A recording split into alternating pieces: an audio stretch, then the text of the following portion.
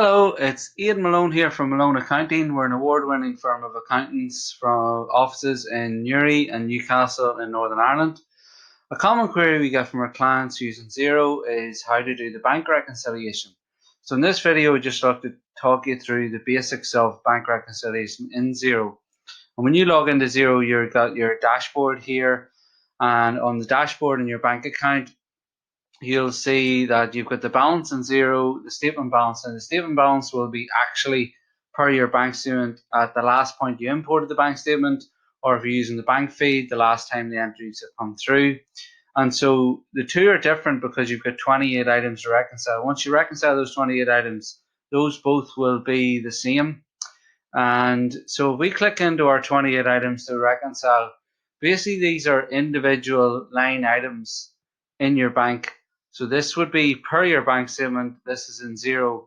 And the whole basis of Xero bank reconciliation is around matching purchase invoices and sales invoices to lodgements and payments out of the bank.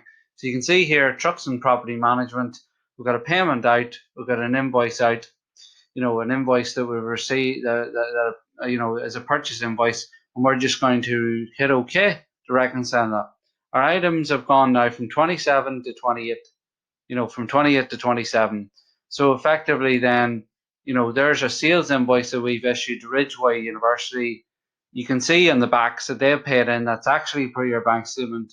It's directly matching that invoice. There are a few other features that are very handy in the Xero bank reconciliation as well.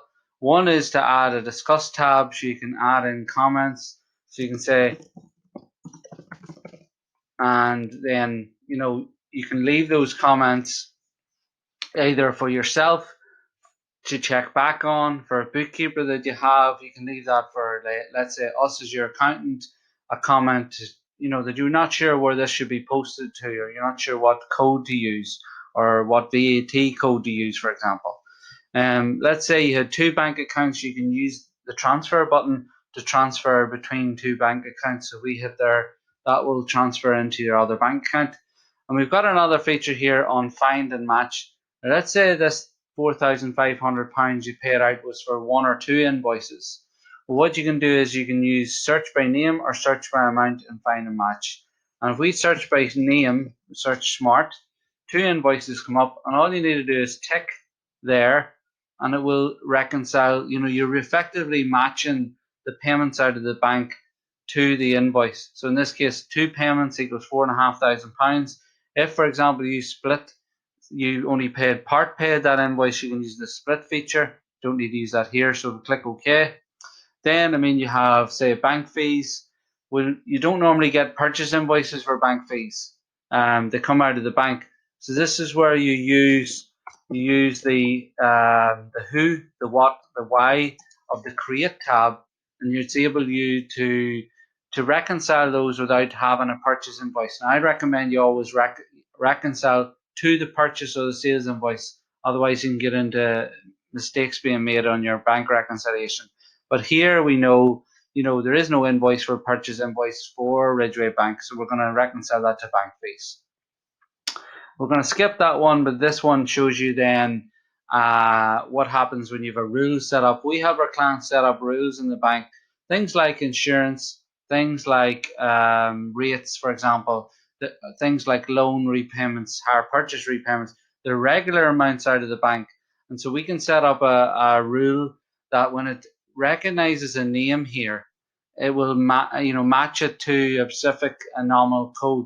You'll see that if I click on edit rule or don't apply rule, you can disregard the rule. But that's a really useful feature to use, bank rules, and one that we help our clients set up and use. And I think those are the main elements of the bank reconciliation. Obviously, there's more to it once you get into it, but that gives you a sort of general overview of how easy it is to do it. As long as you're matching the purchase invoices and sales invoices to your bank items, then you're going to keep it right. You're going to keep it up to date. And if you have the bank feed going, you can effectively be in real-time accounts, which is a fantastic place to be. That means you have regular accounting information for yourself. and that's going to make sure that your purchase ledger is up to date, what your customers owe you, and what you owe your suppliers is all going to be up to date. I hope that's helpful to you, and if you have any queries or questions, you can look us up online on maloneaccounting.co.uk. Our numbers there, our email address is there. Thanks for watching, and have a great day.